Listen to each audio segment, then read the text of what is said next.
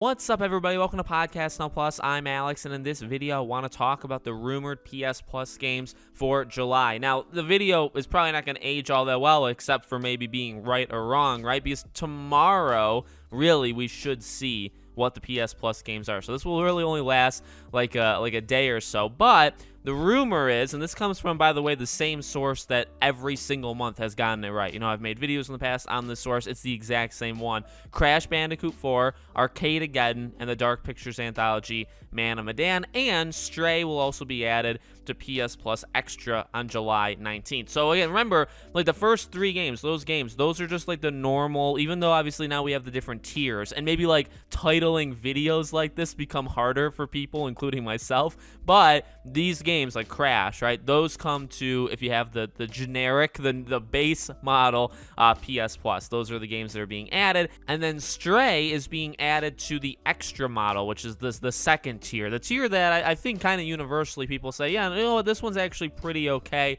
with all the the former PS Now games being added. And then remember, the premium is that highest one, the extra $20. That's for like game trials and PS1 and PS2 games. So I would say overall, really good month. I maybe even more so just because of like the names. The lead name obviously is the best one, in my opinion, easily, right? Crash 4.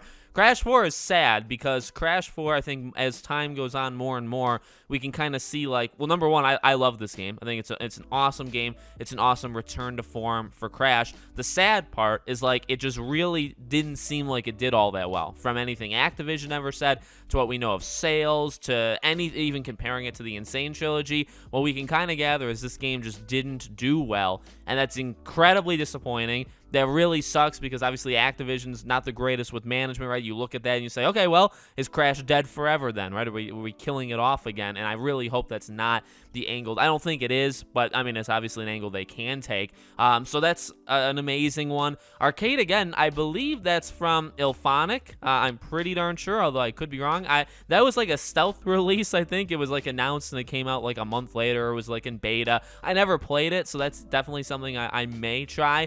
And then Man of Medan, big in terms of the name, I think, right? If you're looking at like, okay, well, these games in terms of like, I don't know, what they look like on a sheet of paper to the service of PlayStation Plus, they're pretty huge. And a Dark Pictures game is pretty huge. Problem is, it's easily the weakest. It's easily I think the worst Supermassive Games game that they've made in a very, very long time. So, would I ever like? But yeah, at the same time, well, let me say this. At the same time, now it's free. So, like, now you don't have to worry about buying it. So if you didn't buy it, if you were playing it for free, does that change, what, like you would give a score for a game? Does that change the score? Probably. I think actually easily it would, because there's no a barrier of entry, I guess, for this game. So on paper, it's a big game.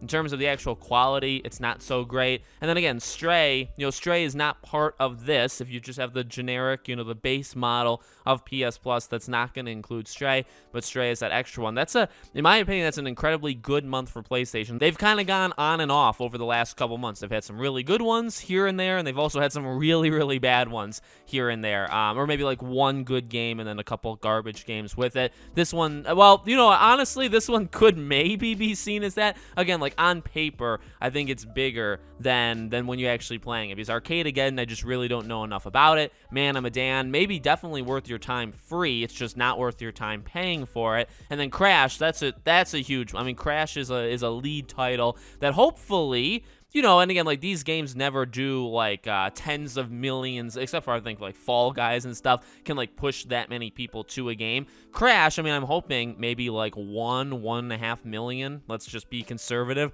1.5 million people that maybe never played Crash 4 play it now. I think that's probably safe and probably fair, and that's good. That's really, really good. And then I hope, Stray being on Extra, I hope that helps that game too. Yeah, I'm getting that game. I was going to get that game regardless. Now that it's, free with the service, that's even better. But I hope that game does well, because I feel like it's going to have that, draw.